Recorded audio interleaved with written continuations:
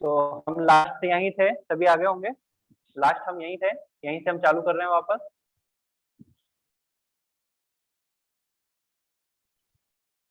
सभी को आवाज आ रही है ना?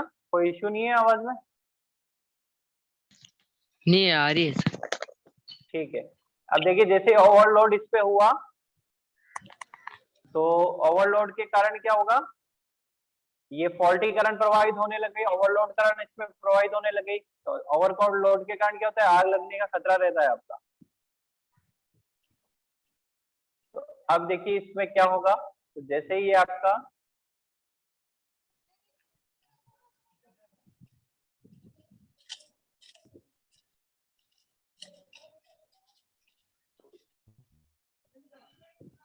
अच्छा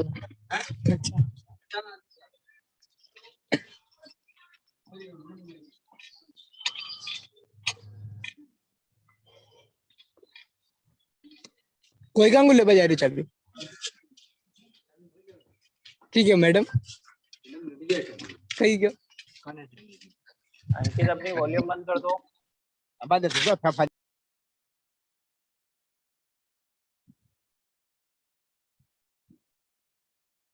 अब देखिए बायोमेट्रिक स्ट्रिप का वर्किंग दिखाएंगे यहाँ पर कि किस प्रकार से बायोमेट्रिक स्ट्रिप काम करती है। तो इन्होंने यहाँ बायोमेट्रिक स्ट्रिप लगा दी। अब देखिए यहाँ पर आप देख सकते हो, मैंने आपको बताया था ना कंडक्टर में करंट कैसे प्रवाहित होगी।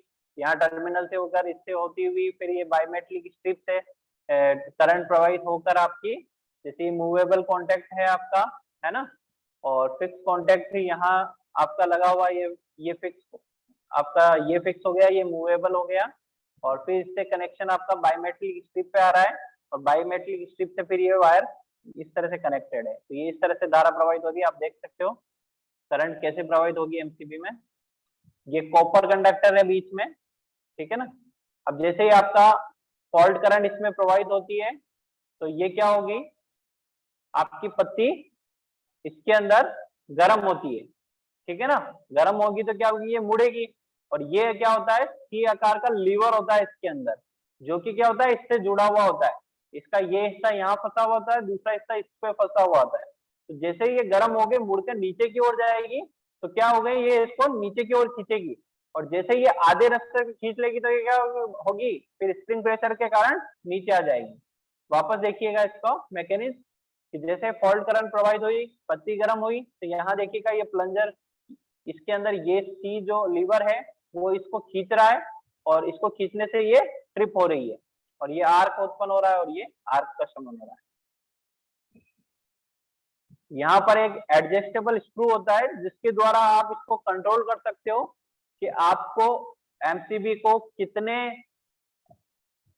प्रतिशत के ऊपर ऑपरेट कराना है, कि आपको दुगनी धारा प्रवाहित हो रही तभी ऑपरेट कराना है, या 1.5 गुनी धारा प्रवाहित हो रही तो ऑपरेट कराना है ना। अब देखिए एमसीबी होगी अगर किसी भी सर्किट के अंदर, तो वहां आग नहीं लगेगी, सप्लाई बंद हो जाएगी अगर फॉल्ट होगा तो। मगर अगर आपकी एमसीबी नहीं है, तो वहां क्या होगा, डायरेक्ट आग लगती है। तो इसलिए आपको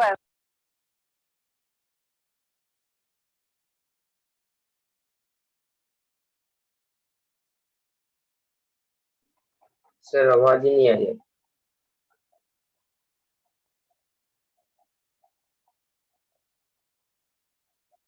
सर ओ सर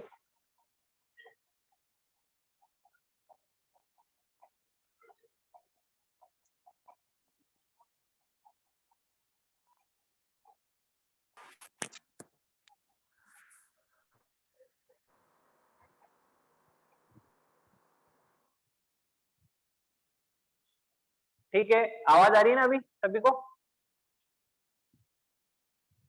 अब बताइए इसकी वर्किंग में किसी को कुछ प्रॉब्लम है क्या? हमने इसकी वर्किंग कंस्ट्रक्शन देखा है थर्मोमैग्नेटिक एमसीबी के बारे में। आपको किसी को कोई प्रॉब्लम है तो इसमें बताइए मुझे। समझ में आया ये टॉपिक?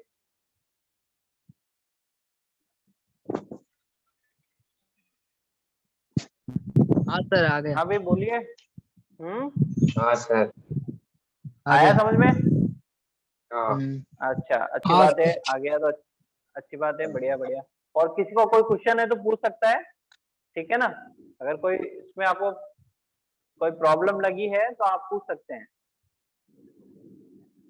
चले आगे, अगर कोई प्रॉब्लम नहीं है तो ठीक है। नेक्स्ट टाइप की एमसीबी देखते हैं, नेक्स्ट वर्किंग प्रिंसिपल देखते हैं। पहला हमने देख लिया थर्मोमैग्नेटिक टाइप का। अब नेक्स्ट प्रिंसिपल जो है वो देखते हैं हमारा मैग्नेटिक हाइड्रोलिक टाइप की एमसीबी के बारे में, ठीक है ना। तो देखिए मैग्नेटिक हाइड्रोलिक एमसीबी के अंदर क्या होता है कि आपका जो बाइमेटलिक स्ट्रिप आपके ऊपर थी ना, आपके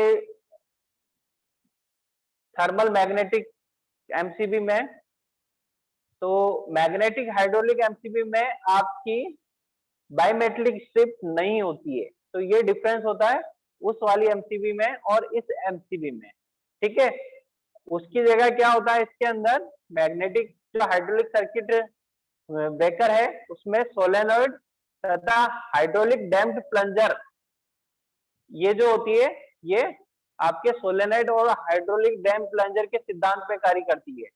इसके अंदर दो सिद्धांत काम आएंगे, एक तो हाइड्रोलिक डैम्प प्लंजर का और दूसरा मैग्नेटिक सोलेनॉइड का। इन दोनों सिद्धांत का उपयोग करके ये एमसीबी ट्रिप की जाती है ओवरलोड में और शॉर्ट सर्किट कंडीशन में। अच्छा, इसमें क्या होता है, एक श्रेणी क्रम में सोलेनॉइड होती है जो कि एक ऑयल सील सिलेंडर के चारों ओर लपेटी हुई होती है। यानी इसमें और उसमें डिफरेंस क्या है कि इसमें क्या होता है, जो सोलेनॉइड होती है वो क्या होती है, आपके एक ऑयल सील्ड आपके सिलेंडर के चारों ओर लपेटी हुई होती है और सिलेंडर के अंदर धातु की एक कोर होती है। देखिए यहाँ पर एक कोर नजर आ रही होगी आपको। और डैम्पिंग द्रव या डैम्पिंग आपका लिक्विड जो बोलते हैं, डैम्पिंग लिक्विड है आपका पॉलीसोलेनाक्सेन लिक्विड, वो इसके अंदर भरा हुआ होता है और इसके अंदर एक स्प्रिंग होती है। तो देखें यहाँ एक मैकेनिज्म दिखाई हुई है आपको, ये ट्रिप लैच है आपका, ये आपका आर्मेचर है जो कि जैसे ही इससे आकर्षित होता है तो ट्रिप कॉइल एक्टिवेट हो जाएगी।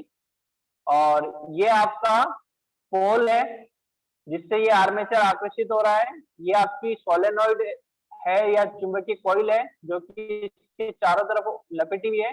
ये बीच में एक ट्यूब है जिसके बीच में एक आपका कोर, जो प्लंजर आपको ऊपर नजर आया था वैसे प्लंजर इसके अंदर एक कोर के रूप में अंदर की ओर होता है और इसके अंदर स्प्रिंग लगी हुई है और यहाँ पर ऑयल भरा हुआ होता है, ठीक है। तो ये आपके इसकी संरचना होती है इसमें। अच्छा, इसकी संरचना आप यहाँ पे भी देख सकते हो कि किस प्रकार से संरचना है। केवल डिफरेंस क्या आ गया है कि इसमें बाइमेटलिक स्ट्रिप नहीं है, पूरे का पूरा इसमें क्या है, केवल एक मैग्नेटिक सोलेनॉइड है। और सोलेनॉइड में क्या चेंजेस आ रहा है आपका कि इसके अंदर आपका लिक्विड भरा हुआ सिलेंडर होता है, ठीक है। तो इसकी संरचना आप यहाँ और भी अच्छी तरह से समझ सकते हो। फर्स्ट नंबर का यहाँ पर हैंडल है आपका मैकेनिज्म असेंबली, ये मैकेनिज्म असेंबली नजर आ रही है आपको जो कि इसकी ऑन व ऑफ करने के काम आती है। लाइन टर्मिनल, ये लाइन टर्मिनल है आपका। फिक्स कॉन्टैक्ट, ये आपका इसमें फिक्स कॉन्टैक्ट है जो यहाँ से यहाँ तक आ रहा है। नेक्स्ट आपका कॉन्टैक्ट, ये यहाँ पर जो है ये है आपका मूविंग कॉन्टैक्ट। अच्छा, कॉन्टैक्ट टिप है, यानी ये जो दोनों के बीच में कनेक्ट होता है वो टिप है। और ये मूवेबल कॉन्टैक्ट है जो ऊपर नीचे गति करता है। आर्क रनर लाइन साइडर, ये आर्क रनर लाइन साइडर है जिसके थ्रू आर्क क्या होता है, नीचे की ओर गति करता है। तो ये आर्क रनर साइड कहलाता है आपका। Hermetically seal tube, hermetically tube seal tube का मतलब है यहाँ पर भली भांति से रूप से सील, यानी जिसके अंदर से ऑयल बाहर ना आए। इस तरह से आप बोल सकते हो लिक्विड साइड आपकी सील ट्यूब है। ये 8 नंबर की यहाँ पर ये अंदर की साइड है इसके अंदर। 9 नंबर इसमें मैग्नेटिक फ्रेम है जो कि आपकी यहाँ दिखाई हुई है, ये मैग्नेटिक फ्रेम है। 10 नंबर सोलेनॉइड है जो कि एक कॉपर कंडक्टर से बनी हुई है। 11 नंबर आर्मेचर है जो कि मूव करता है इसमें इस प्रकार से ऊपर नीचे की ओर। 12 नंबर लोड टर्मिनल है इसमें, ये रहा आपका लोड टर्मिनल। 13 नंबर पोल पीस, ये पोल पीस है जिससे ये आर्मेचर आकर्षित होता है ना। यहाँ पर ये जो पोल पीस है ये पोल पीस है आपका। आर्क रनर या लोड साइडर 14 नंबर है इसके अंदर, ये भी आर्क रनर या लोड साइडर है आपके, जिसके बाद जैसे ये कॉन्टेक्ट खुल जाते हैं उसके बाद आर्क इन दोनों रनर के बीच में मूव करता है। 15 आर्क ग्रिड है, ये आर्क ग्रिड है आपके। 16 है आपका क्लिप इन स्प्रिंग,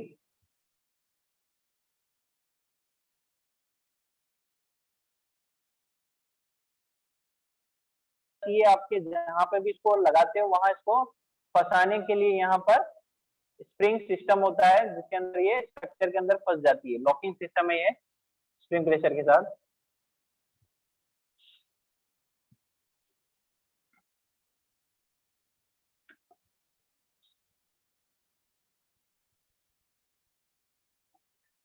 अच्छा, अब देखिए इसका प्रिंसिपल देखते हैं कि किस प्रकार से ये काम करती है। तो जब ये नॉर्मल कंडीशन होगी, जब परिपथ में रेटेड धारा आपकी प्रवाहित हो रही है और उसमें कम धारा प्रवाहित होती है, तो चुंबकीय कुंडली द्वारा उत्पन्न आकर्षण बल कोर को आकर्षित करने के लिए अपर्याप्त होता है, इसलिए सर्किट ब्रेकर सामान्य रूप से कार्य करता है। यानी जब आपकी नॉर्मल करंट बहेगी तो ये जो कोर है इसको ये इस पोल की ओर आकर्षित नहीं हो पाएगा, क्योंकि इतना यहाँ पर मैग्नेट उत्पन्न नहीं होगा और ये यहाँ तक नहीं आएगी, है ना।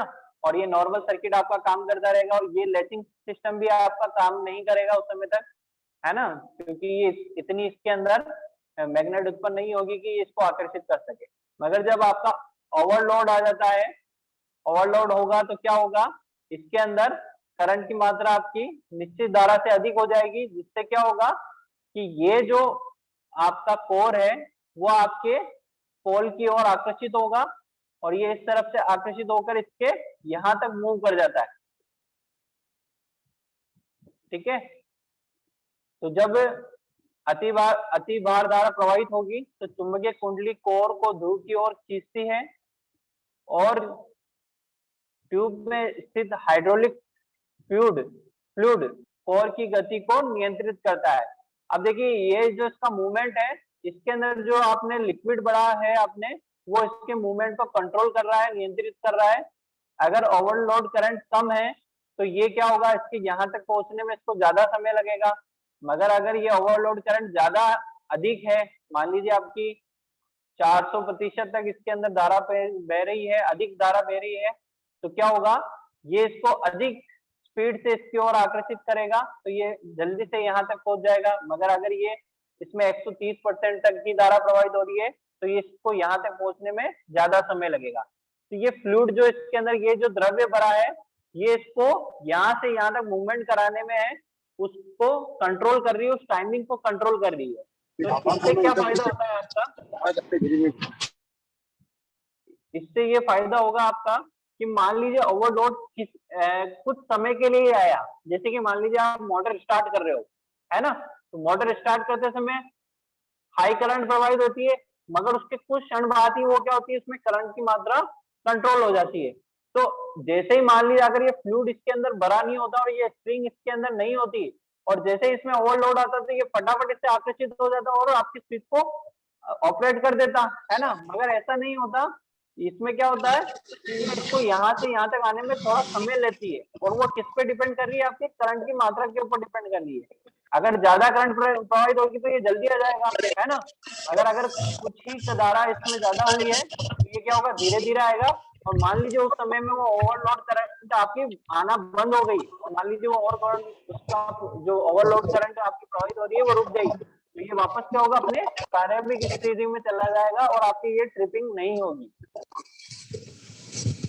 तो ये इस तरह से एक टाइम डिले मैकेनिज्म यहाँ पर प्रोड्यूस करता है, ये आपका स्प्रिंग और लिक्विड, यहाँ पर जो डैम्पिंग लिक्विड है आपका, ये आपका टाइम डिले कैरेक्टरिस्टिक उत्पन्न करता है यहाँ पर। अतः इस प्रकार यदि ओवरलोड कुछ समय के लिए होगा तो ये कोर ध्रुव तक नहीं पहुंच पाती और सर्किट ब्रेकर प्रचलित नहीं होगा। ठीक है, तो ये आपने पढ़ लिया। अब मान लीजिए ओवरलोड आपके लंबे समय तक रहता है ना, तो क्या होगा, ध्रुव जो ये जो कोर है ये पोल की ओर आकर्षित होगी और ये यहाँ तक पहुंच जाएगी। और जब ये यहाँ तक पहुंच जाएगी तो देखिए ये जो सोलेनोइड है इसके अंदर क्या होगा, ये कोर क्या होगी, पहले तो बाहर की साइड थी, अब ये कोर क्या होगी, अंदर की तरफ आ गई। तो यहाँ पर क्या होगा, यहाँ पर जो रिलक्टेंस है चुंबकीय परिपथ का, जो रिलक्टेंस होता है वो इस चुंबकीय कोर के कारण क्या होगा, ये इसके कॉइल के बीच में आने के कारण कम हो जाएगा, और यहाँ चुंबकीय बल जो होगा क्या होगा, यहाँ पर बढ़ जाएगा, यानी यहाँ पर क्या होगा, आकर्षण बल बढ़ जाएगा, और वो बल इतना अधिक बढ़ जाएगा कि ये जो आर्मेचर है उसको क्या करेगा, अपनी ओर आकर्षित कर देगा, और आपके परिपथ को क्या करेगा, बंद कर देगा। अच्छा प्लीज जो भी जिसका भी ये ऑडियो चालू है वो बंद कर दें, क्योंकि वो नहीं तो बोल रहा है। अंकित आप अपना ऑडियो बंद करो, आप बोल नहीं रहे हो तो बंद कर दो, है ना। आपको प्रॉब्लम है तो आप चालू करके पूछ लीजिएगा, ठीक है। तो इस प्रकार से ये कार्य करता है कि आपका ओवरलोड प्रोडक्शन के अंदर ये क्या कर रहा है, ये ट्रिपिंग से, अननेसेसरी ट्रिपिंग से भी बचा रहा है, और जब आपका ओवरलोड वास्तविक में आया है, लंबे समय तक आया है, तब क्या कर रहा है, ट्रिप भी कर रहा है, ठीक है। अब मान लीजिए आपका शॉर्ट सर्किट आया, मान लीजिए ओवरलोड की कंडीशन आपको समझ में आती होगी, अब शॉर्ट सर्किट की बात करते हैं। अगर आपका शॉर्ट सर्किट करंट प्रवाहित हो रहा है तो शॉर्ट सर्किट करंट क्या होता है, 400 से 700% अधिक होता है। तो वो क्या होगा, वो इतना अधिक होगा कि वो डायरेक्टली क्या करेगा, अपनी आर्मेचर को आपके पोल की ओर आकर्षित कर देगा, इसको मूवमेंट कराने से पहले ही, है ना, ये मूवमेंट होने से पहले ही क्या करेगा, इसको डायरेक्टली अपनी ओर आकर्षित कर लेगा, और क्या करेगा, आपके ट्रिपिंग सर्किट को ऑपरेट कर देगा, और आपके उसको परिपथ को ऑफ कर देगा। तो इस समय ये वाला मैकेनिज्म काम नहीं करेगा, डायरेक्ट मैग्नेटिक सर्किट वाला काम करके इसको क्या करेगा, डायरेक्ट ऑफ कर देगा। तो इस प्रकार से जो सर्किट ऑफ होता है इसको बोलते हैं आपके इंस्टेंटेनियस ताक्षणिक, इंस्टेंटेनियस ब्रेकिंग बोलते हैं इसको, है ना, ताक्षणिक विच्छेदन हिंदी में बोलते हैं इसको, ठीक है। तो ये मैकेनिज्म है आपकी। अब इसी को अपन एक वीडियो से भी देख लेते हैं, तो थोड़ा सा आपको इजी हो जाएगा समझना इस प्रोसेस को। अच्छा इसमें देखना आपने बायोमेट्रिक स्ट्रिप कहीं नहीं आई, डायरेक्ट हमने इसमें दोनों ही जगह पे मैग्नेटिक और हाइड्रोलिक सिस्टम है उसका यूज किया टुडे। अच्छा ये आजकल नए टाइप की एमसीबी है ये, जो आजकल ज्यादा यूज हो रही है। पहले आपकी जो थर्मल और डायनेमिक टाइप की एमसीबी का ज्यादा उपयोग किया जाता था, है ना, मगर इसकी ये जो टाइम डिले कैरेक्टरिस्टिक है उसके कारण इसका उपयोग आजकल ज्यादा किया जाता है। तो ये आंतरिक संरचना देखिए यहाँ पे, अभी यहाँ पे भी आपको दिखाई हुई है, ये आर्मेचर है, ये आपका सोलेनोइड है, ये आपका ट्यूब है जो इसके अंदर स्टील है, ये टर्मिनल्स हैं इसके, ये मैकेनिज्म है आपकी स्प्रिंग सिस्टम वाली, और ये आर्क आपका आर्क शमन के लिए आपका आर्क चेंबर है।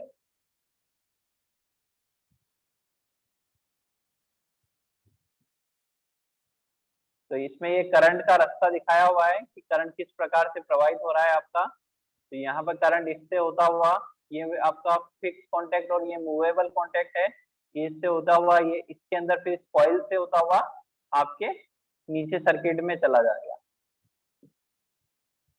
ये पाथ दिखाया हुआ है देखिए,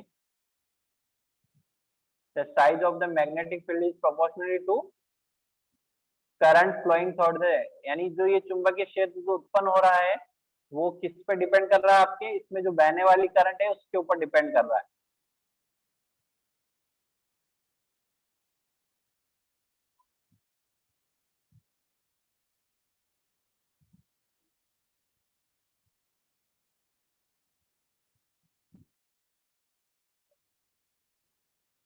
अच्छा अब जैसे जैसे आपकी करंट का मान बढ़ रहा है, यहाँ पर मान लीजिए आपका फॉल्ट आया है और यहाँ नॉर्मल रेटिंग से ज्यादा करंट प्रवाहित होने लगा है, तो क्या होगा देखिए इसके अंदर, वापस देखते हैं इसको, ये इसमें सिस्टम दिखा रहा है, देखिए यहाँ देखिएगा, जैसे ही इसके अंदर करंट का मान अधिक होगा तो इसके अंदर का देखिए पिस्टन दिखाएगा, ये पिस्टन अंदर की ओर गति कर रहा है और ये इसकी ओर आकर्षित हो रहा है। अच्छा ये पिस्टन अंदर गति करने से क्या हो रहा है, ये पहले बाहर की तरफ था तो इसका क्या रिलक्टेंस ज्यादा था, तो यहाँ पर जो चुंबकीय क्षेत्र उत्पन्न हो रहा था वो कम उत्पन्न हो रहा था, और जैसे ही ये इसके अंदर मूवमेंट करता है तो इसके अंदर क्या होता है, एक आयरन, ये जो धातु का कोर है, धातु का कोर आ जाता है इसके बीच में, तो यहाँ इसका जो होगा रिलक्टेंस कम हो जाएगा, और रिलक्टेंस कम होते ही वहां पर चुंबकीय क्षेत्र का सामर्थ्य जो है वो क्या होगा, मजबूत हो जाएगा और अधिक हो जाएगा। और चुंबकीय क्षेत्र बढ़ते पहले क्या होगा, वो अधिक मैग्नेट बनाएगा, और अधिक मैग्नेट बनाएगा तो क्या करेगा, ये आर्मेचर को अपनी ओर आकर्षित करके स्ट्रिप कर देगा।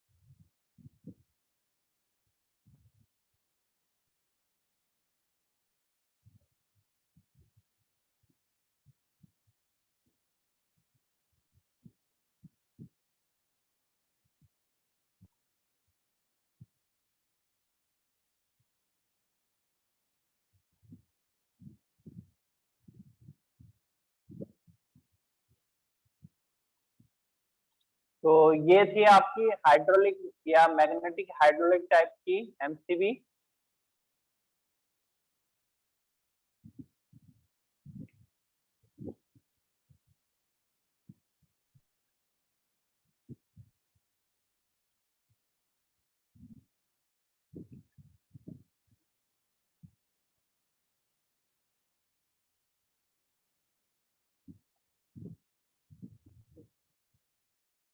अब नेक्स्ट है आपकी असिस्टेड बायोमेटल ट्रिप एमसीबी।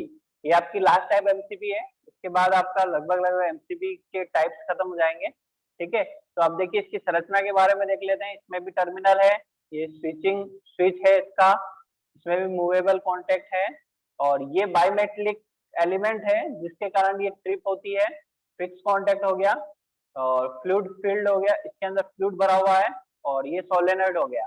तो इस सर्किट ब्रेकर में टाइम डिले अभिलक्षण जो होता है आपका, जो टाइम डिले कैरेक्टरिस्टिक है, वो तापीय द्विधातु पत्ती द्वारा प्राप्त की जाती है। ठीक है, द्विधातु पत्ती को सीधे या अन्य विधि द्वारा गर्म किया जाता है। यानी ये जो पत्ती होती है, या तो इसके लिए एक हीटिंग एलिमेंट लगा होगा जिसके द्वारा ये गर्म होकर मुड़ेगी, या इसी के अंदर धारा प्रवाहित करके क्या कर दिया जाता है, इसको गर्म किया जाता है। तो दो मेथड है, डायरेक्ट और इनडायरेक्ट मेथड, जिसके द्वारा ये गर्म होती है। ठीक है, शॉर्ट सर्किट की अवस्था में ताक्षणिक ट्रिपिंग द्विधातु पत्ती को चुंबकीय खिंचाव द्वारा प्रभावित किया जाता है। यानी इसके अंदर जो आपकी ओवरलोड ट्रिपिंग जैसे आपने ऊपर पढ़ा वैसे के वैसे ही थी है, मगर आपकी जब शॉर्ट सर्किट ट्रिपिंग की बात करते हैं तो इसके अंदर क्या करते हैं, एक आपका चुंबकीय खिंचाव जो होता है उसका भी यूज किया जाता है इसके अंदर आपके इंस्टेंटेनियस ट्रिपिंग के लिए। वो देखिए वो कैसे काम करता है इसके अंदर। इस विधि में चुंबकीय क्षेत्र का प्रयोग किया जाता है जो कि चालक में प्रवाहित धारा के कारण उत्पन्न होता है।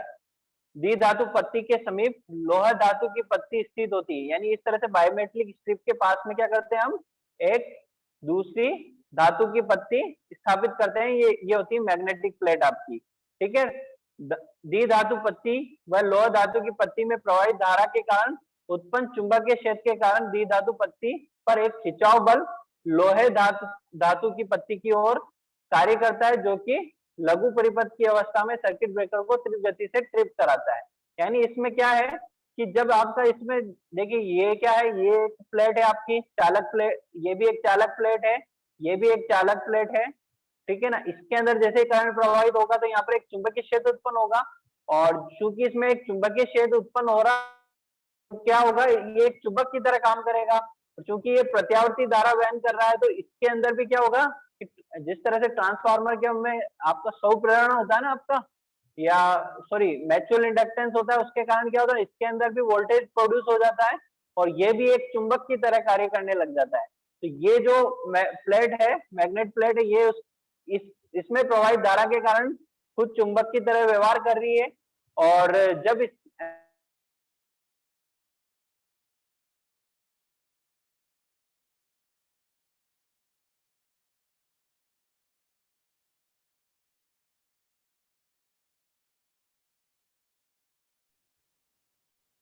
वापस वापस चालू कर रहा हूँ मैं, है ना।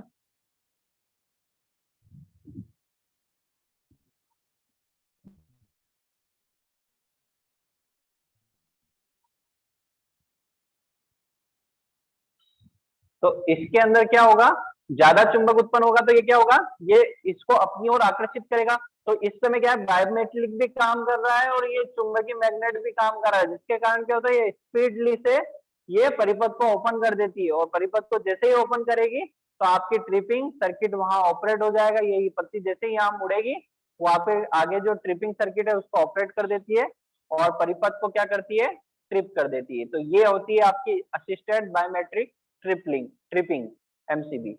ठीक है, अब देखिए अपना टाइम लगभग होने वाला है, तो अपन जल्दी जल्दी कर लेते हैं। टॉपिक ज्यादा बड़ा नहीं रहा है, छोटा सा थोड़ा बहुत रहा है, अपन जल्दी से इसको फिनिश कर लेते हैं। डिजाइन की बात करते हैं कि एमसीबी की जो डिजाइन होती है, वो आपकी ये जो एमसीबी बनाई जाती है वो 25 सेल्सियस तक के टेम्परेचर तक कार्य करने के लिए बनाई जाती है, और ये निम्न रेटिंग में मिलती है आपकी। जैसे सिंगल पोल एमसीबी आपके 0.5 से लेके 60 एम्पियर तक अवेलेबल है। बाकी एमसीबी जो आती है आपकी डबल पोल, ट्रिपल पोल या 4 पोल वाली एमसीबी, वो 5 से 60 एम्पियर की रेटिंग में आपके मार्केट में अवेलेबल होती है। ये देखिए यहाँ पर सभी एमसीबी की आपको यहाँ पर संरचना दिखाई हुई है और इनकी साइज भी यहाँ दी हुई है कि इनकी साइज कितनी होती है। तो देखिए सिंगल पोल एमसीबी ये है, ये डबल पोल, ये ट्रिपल पोल और ये 4 पोल एमसीबी, ये मार्केट में अवेलेबल है आपके। अच्छा, इनकी साइजें भी आपको यहाँ दी हुई है कि ये कितने एमएम, ये एमएम में है सारी साइजें, कि कितने व्यास, कितना एमएम, कितना इनका व्यास होगा, कितनी की लंबाई होगी, कितनी चौड़ाई होगी, वो आप इससे देख सकते हो। ठीक है, अच्छा कैटेगरी की बात करते हैं तो एमसीबी भी क्या होती है, इन पे जो हम इनका उपयोग करते हैं उनके उपयोग के आधार पर हम इन्हें अलग अलग कैटेगरी में बांट सकते हैं। जैसे कि पहले आपकी एल श्रेणी की एमसीबीयां, ये जो एमसीबीयां होती है, ये रजिस्टिव जो लोड होते हैं उनसे उनकी सुरक्षा के लिए हम एल टाइप की एमसीबी का उपयोग करते हैं, है ना। जैसे कि रजिस्टिव लोड की बात करें, जैसे गीजर, ओवन या साधारण प्रकाश, है ना, प्रकाश प्रणाली यानी लाइटिंग सर्किट, अगर ऐसी ऐसी जगह पर हमें एमसीबी यूज करनी है तो वहां पर एल टाइप की एमसीबी का उपयोग करेंगे। ठीक है, अगर हमारे इंडक्टिव लोड की लिए या इंडक्टिव लोड की सुरक्षा के लिए एमसीबी का यूज करना है, जैसे कि आपकी एसी, आपका हेलोजन लैंप, है ना, इस तरह की मोटर, ये इंडक्टिव लोड जो होते हैं, इनकी अगर आपको सुरक्षा करनी है तो उसके लिए आप जी श्रेणी की एमसीबीओ का उपयोग करोगे। तीसरी आपकी डी श्रेणी की एमसीबीया, इनका उपयोग डीसी वोल्टेज के लिए करते हैं, 220 वोल्ट डीसी वोल्टेज की प्रोटेक्शन के लिए इनका उपयोग करते हैं हम, और इनकी रेटिंग 6 एम्पियर 6 किलो एम्पियर तक होती है। अच्छा, अरे यार,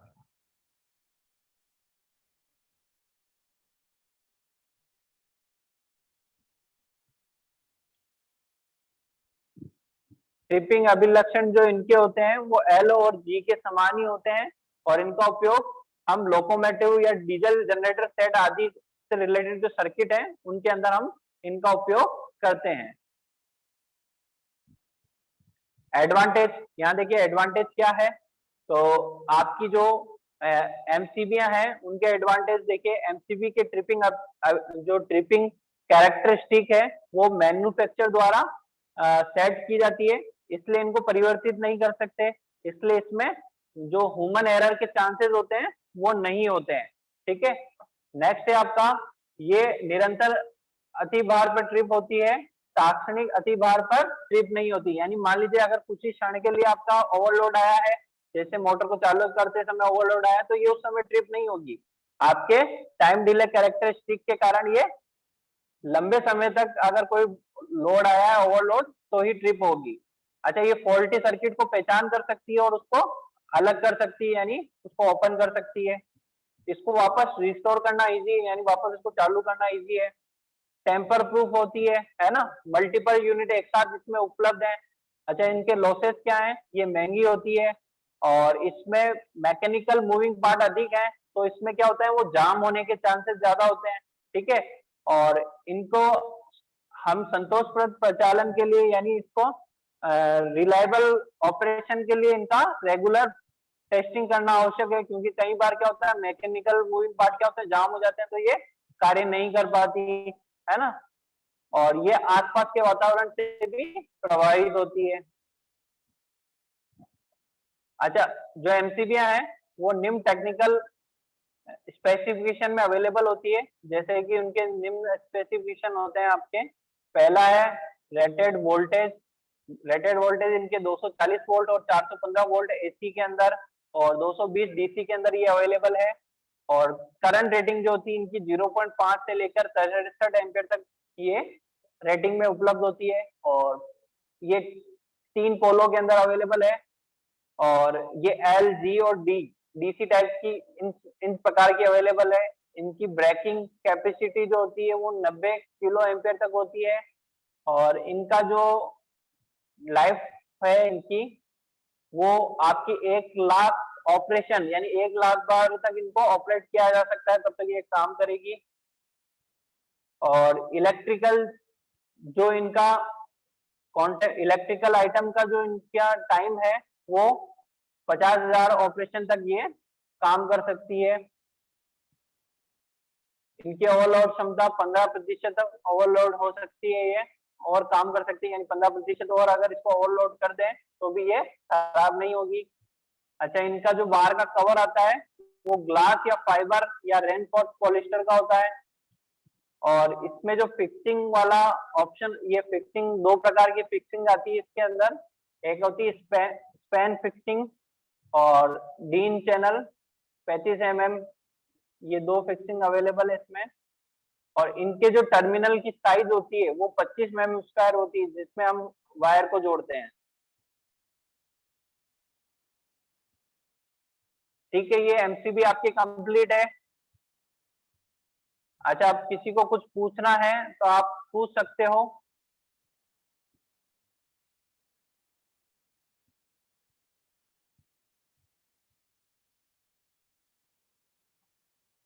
किसी को कुछ पूछ